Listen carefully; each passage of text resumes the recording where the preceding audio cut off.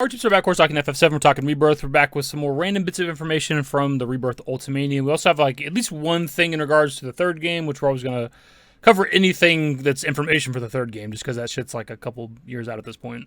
A bit of information in regards to where the third game might start at, like the beginning of the game, which is kind of interesting. Anyways, let's just hop right into it. Kazushika Nojima says there was a period where he resisted the idea of taking FF7 Rebirth scenario all the way up to the Forgotten Capital. At that point in time, the plot of the second game ended at the Gongaga reactor after Tifa falls into the life stream. Using players' curiosity, what would happen to Aerith as a way to draw the story along felt like a rather poor form to Nojima. He thought it might be better to hook players with Tifa's fate instead. However, for the sake of fewer parts of the project, this plan changed. That's honestly kind of surprising to me. Like, if you guys have played Rebirth, obviously, like, ending on the Gongaga reactor, the Gongaga story, would have been weird. That'd be a weird place to end the game. It's definitely a great scene whenever Tifa falls into, like, the Mako and, like, she gets to, like, be in the live stream, be inside of a weapon or whatever, and get to, like, kind of relive her childhood or some shit, and has, like, a run with Sephiroth, all that shit. It's, like, a great scene. But I don't know if it's a scene you end a game on, and I'm definitely glad they changed that. Not just for the sake of keeping it fewer parts for, like, the remake project, right? Because if that ended there, then the third game probably wouldn't have gone to the end of the FF7 story, so there would have potentially been like a fourth game or something. FF7 Rebirth lead level designer Yui Sawada says the Crimson Mare Mark II wasn't included in the game's initial script and was proposed later as a way to spice things up. The mech frame got so big they had to order a special jumbo replica to fly it in.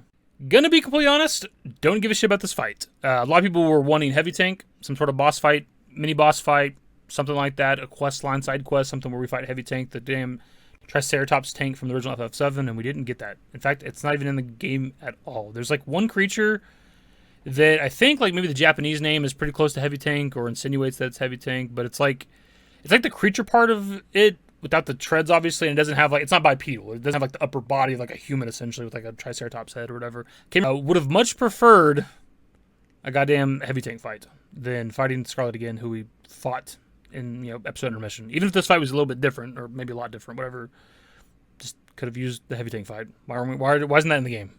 Where is that at? We got fucking Hell House and Remake, but no heavy tank? It might not have made too much sense to fight heavy tank in that moment with the story they give us for Rebirth, because we're fighting the Shinra troops and shit there. But a simple fix would have been them dropping in heavy tank for us to fight, as in like it's some sort of Shinra weird experiment Hojo thing or something like that, because they dropped Scarlet in, right, in her mech suit. They could just simply swap out Scarlet for heavy tank, and that'll please a lot of people. Honestly, it's kind of a hill that I'm willing to die on, just because so far the remake project, they haven't really shied away from a lot of the weird, quirky shit in the original FF7, but also the weird-ass, quirky enemies, right? We've seen a lot of them with the remake project for, you know, the first game and the DLC, and what we've seen of the Rebirth from, like, the trailers and shit like that. So going into Rebirth, I'm expecting to see some weird enemies, like Hell House or something, and wanting to see heavy tank, and we don't get that, but it's not even just heavy tank. There's other ones like Girafelgo, which was like the enemy in the Shinra like hangs from the ceiling, like on the guillotine or whatever the hell it is, and like swings back and forth.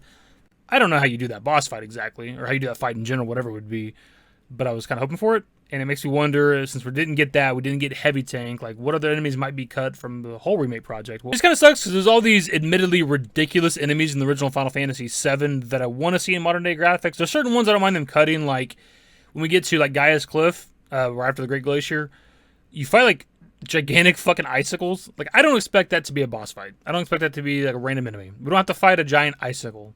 Do I want it? You're damn right I want it. But I don't expect them to make that into an actual fight, right? That's fine. But like any kind of actual creature type enemies, I want to fight pretty much all of them, dude. And it just sucks that there maybe by the end of the remake project might be some that we don't get to fight. FF7 Rebirth director Naoki Yamaguchi says the game's final series of battles basically followed what was in the scenario Nojima wrote and initially included 2 more fights. However, these had to be cut down due to how long and tiring things became. That's also kind of crazy to think about, because the ending sequence for the game is quite long, right? There's a lot of fights, a lot of cutscenes at the end. I can't imagine there being 2 more fights, but also I'm kind of curious what those would have been. Because you already have like Cloud in the group fighting Bizarro Sephiroth, and then Cloud and Aerith fighting Bizarro Sephiroth, Cloud and Zack fighting Bizarro Sephiroth, Zack by himself fighting Bizarro Sephiroth. Was there also a Cloud solo fight? I don't remember. A lot of separate boss fights at the end. Also, you obviously have like the Genova Life Clinger fight and shit, whatever. So a lot of boss fighting at the end. So what would the other 2 fights have been, I wonder? Would they have been another combination of characters? Or would it have just been like Cloud in the group fighting him again or something? I don't know. Kind of interesting to think about.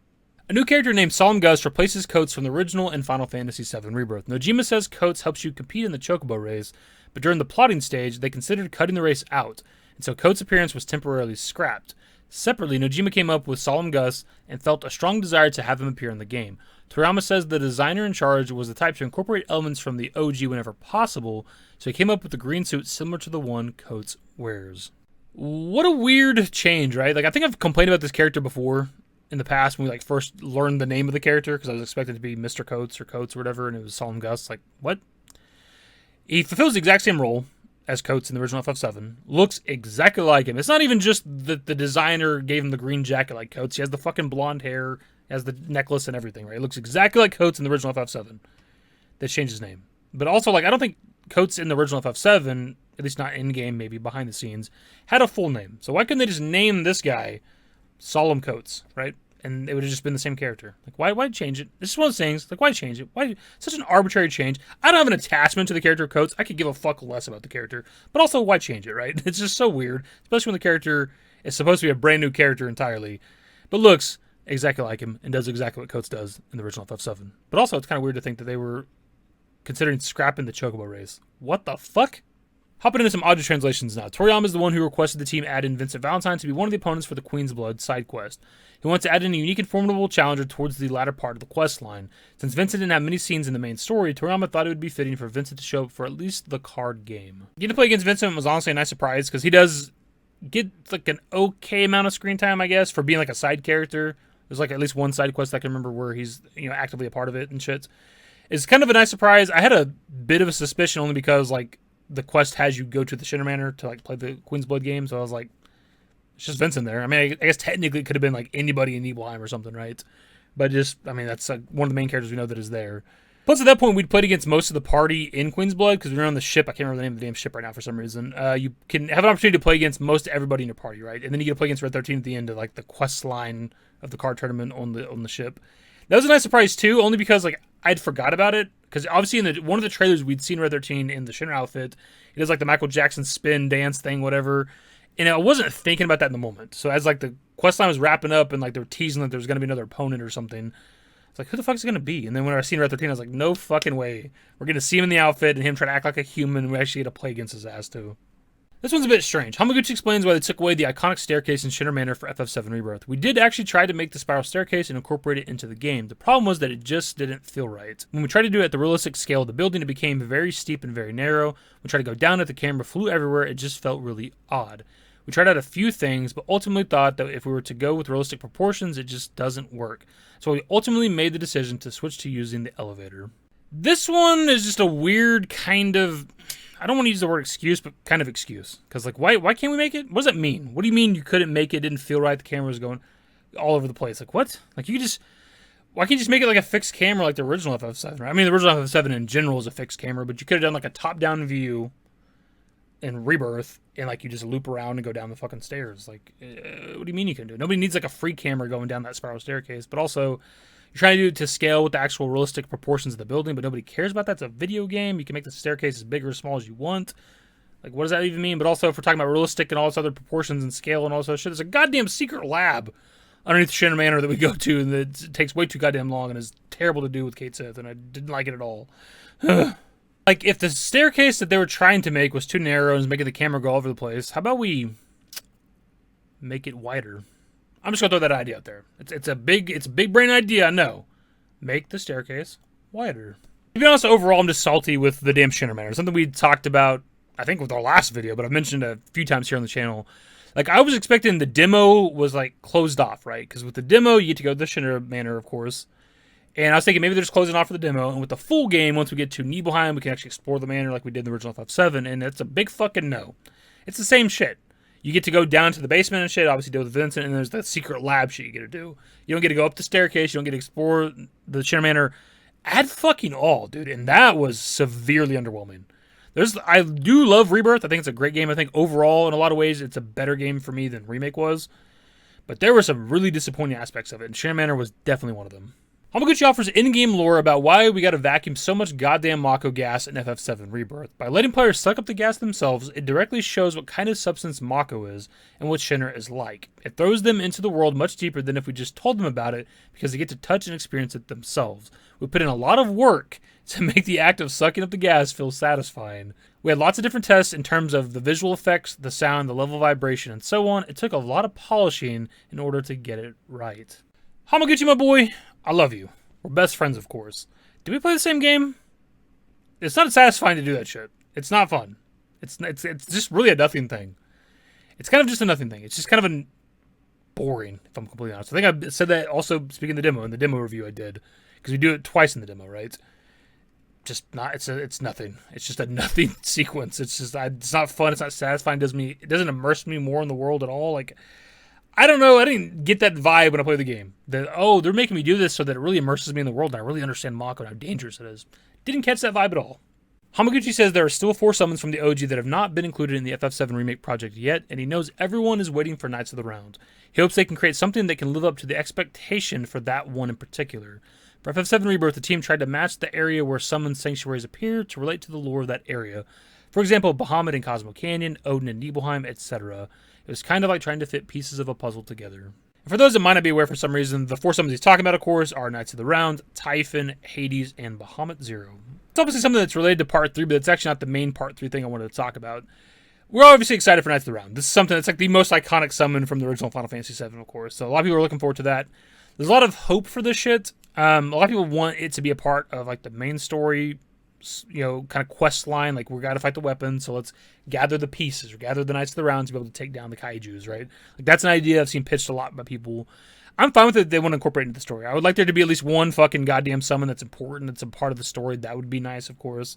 But in general, going into the next game, I hope the summons don't have to deal with Chadley at all. Like, get it the fuck out, dude. I'm tired of it.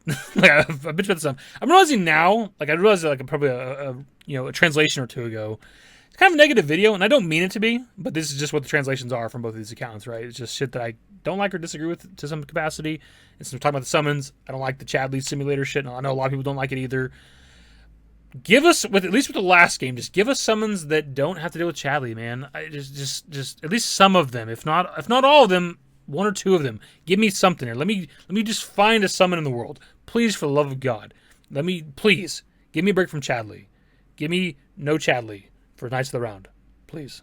That's kind of weird when you think about it, because with Remake, we found 2 summons in the world, so to speak, right? Jesse gives us Ifrit, you can find Chocomog. And then for some reason, every other summon ever with the Remake project so far has been through Chadley. I guess you technically get with like Rebirth, you get like Ramen, Leviathan as like a save transfer thing, but you got those through the simulator shit in Remake, right? Like, why? It's so weird. Like, why do you have the option to find a couple of them? Like, is Chocomog really going to be the only goddamn summon we ever find in the wild? That's pretty weird. And lastly, for this particular video, we have this. Hamaguchi says that if the third FF7 Remake game is to follow the OG, then we'll pick up by going to Icicle Inn and the Great Cavity, which is supposed to be the Great Glacier. The weapons will appear, we'll get the airship, and so on, but he's still struggling with how best to actually kick things off. So obviously it's not certain yet, but there's a possibility that we might pick up directly at the Icicle Inn when it comes to the next game, which will be a bit weird, because with the original FF7, obviously, the first disc ends at the Forgotten Capital, and then we travel from there to the Icicle Inn, right, on the second disc. Thing is, though, with this game, we had, obviously, the ending of the game, but our group's, like, not even near the Temple of the Ancients. Doesn't look like not near any snow, as far as I can tell in the ending sequence. So, I don't know where we're at when we're, like, fixing the Tiny Bronco and clouds, seeing the rift in the sky and seeing and talking to Aerith, all that other shit. So, just kind of based on the ending of Rebirth, it'd be kind of weird if, like, the third game just picked up with us right at Icicle Inn, so maybe there'll be like a bit of a journey there. And I think that'd be probably for the best for, I don't know about pacing, but like, the Great Glaciers would be a weird place to go to very early in the game, right? Because the Great Glacier, if it's anything like the original FF7, is not for everybody.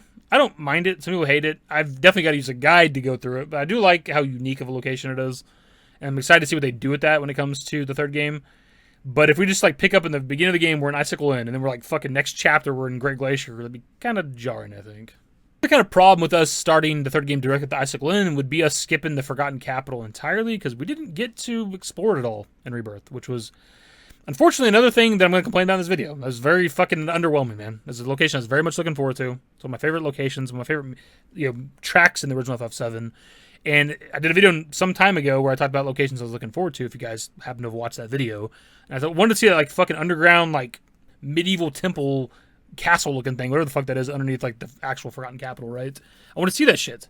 We don't get to see it because we just like walk through the sleeping forest and then we just kind of warp to like the water temple, Aerith praying shit, water altar, whatever it's called, Water Temple's fucking Zelda.